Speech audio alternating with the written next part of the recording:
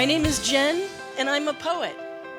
Now, friends, if you want to just kill a conversation, this is what I advise you today to do, to say that you're a poet.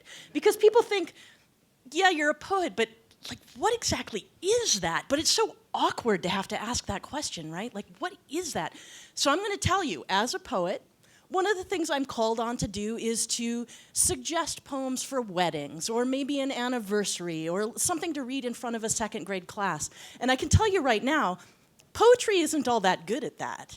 The poetry that endures, the really good poetry, digs deep into human experience, right? It gets below that surface of who we think we are, down to who we really are. And that's not always a very pretty or elegant or good place to be in front of a second grade class if you're not ready, right? So I think of the poem, like beautiful poem by Joyce Kilmer, I think that I shall never see a poem as lovely as a tree. What could be more perfect for a second grade class, right? But you have to be ready for that second line, because that second line goes, a tree whose hungry mouth is pressed upon the earth's sweet flowing breast. Beautiful, but you gotta be prepared to say breast if you're gonna stand in front of a bunch of second graders and go there with that, right? Go there to that deep, full, rich human experience. Same thing with the poetry of love, right? I think about Elizabeth Barrett Browning's beautiful poem, How Do I Love Thee? Let Me Count the Ways. And if you're going to read that on your anniversary, I recommend it. It's a beautiful poem, but you have to be willing to go there because Elizabeth Barrett Browning, she goes there. And in that last line, it comes down to, I should but love thee better after death. I should but love thee better after death. So if you're not ready for a conversation about mortality, you might rethink that as an anniversary poem, right? But this is what I love about poetry. This is what drew me to poetry, is getting to that deep, rich, complicated human experience, witnessing everything that we can be as human beings, right? That's what I went to graduate school for. And I learned about poets who knew what it was to be a poet. I think about Anna Akhmatova, writing in Russia during the Stalinist regime, standing outside of a Leningrad prison for months and months, waiting for just a glimpse of her loved ones who had been taken away by the police, among many others standing there in the cold. It was just torture. And a woman turned to her, recognized her as a poet, and said, "Can you write this? Can you write this?" And the answer, of course, was yes. This is what she's here to do, to witness the extremes of human solidarity, of human strength, but also of human cruelty, and to witness that and make us feel it and see it and remember it, right? Now, of course, not all poetry goes to those extremes. Not all poetry is doing that kind of work. I think about Czeslaw Milosz, the Polish poet, who didn't know that that was his job when he first started writing. And then during the Warsaw Uprising of 1945, he saw his young, idealistic friends standing up to oppression, crushed in the uprising, killed in the uprising. And he writes a poem to them. He directly addresses them. He says, "For those whom I could not save, listen."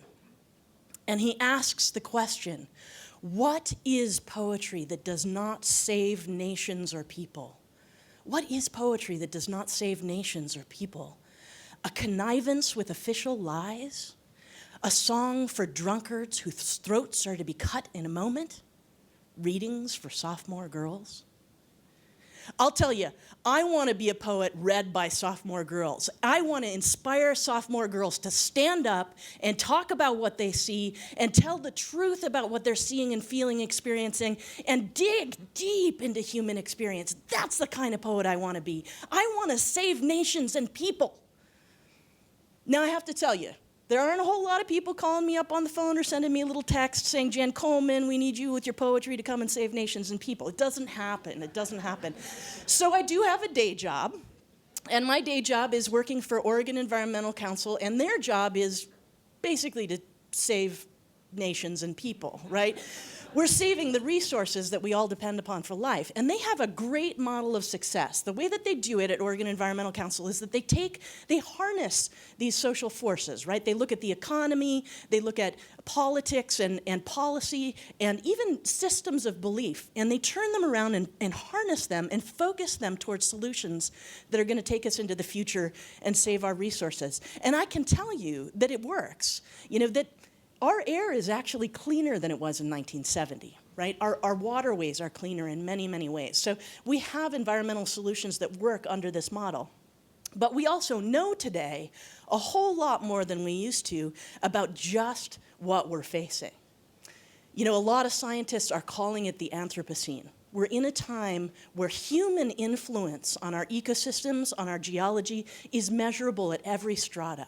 Right? We are fundamentally changing our world, and we're changing it in ways that maybe we won't survive, you know? And if we're going to face these really big worldwide environmental issues and make change in a way that is going to sustain us, we need to really see how these systems we've created have flaws in them that are not going to sustain us into the future. We need to see them, and we need to feel, not only see, but feel how we as individuals, the choices that we make as consumers, as voters, as neighbors, have an impact, ripple effects through the world, right? We need to imagine a different way forward. We need to imagine a change in systems so that everybody, not just a few people, but everybody have the resources that they need, the power that they need, the health that they need, the strength that they need to bring their full power of innovation to the table and make a difference for the way we go forward into the universe, right? So we need to see, and we need to feel, and we need to imagine. What better job than for a poet? Right? And I can tell you that there are many, many poets out there today writing right now who are doing that imaginative work, that are doing that witnessing of the things that are not working, right? And asking for this change. But that's not enough. One of my favorite poets, Etheridge Knight, says it best. He talks about how the poem doesn't happen in the poet. It doesn't happen on the page. It happens between the poet and the page and the audience. Here's where poetry happens, right? So if we're going to give poetry a chance to work for us, to work for reimagining our future, we need to be hearing poetry as well as writing it, as well as reading it.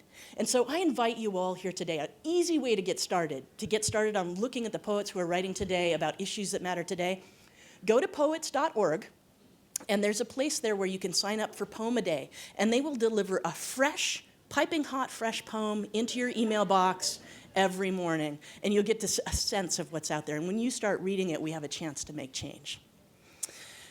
Now, do I really believe that by reading poetry and writing poetry, we're going to solve the most intractable problems we have with our environment? Do I really think that's true? I don't know. I don't know if it's true, but I can tell you this. Bob Haas is a poet who's writing today who led a conference in eco-poetics, and when he addressed poets who are doing this kind of work, he said, you know, I don't know if this is going to make the change we need to see in the world, but we have to behave as if it will. We have to behave as if it will. And I invite you all to join me in that. Let's behave as if it will.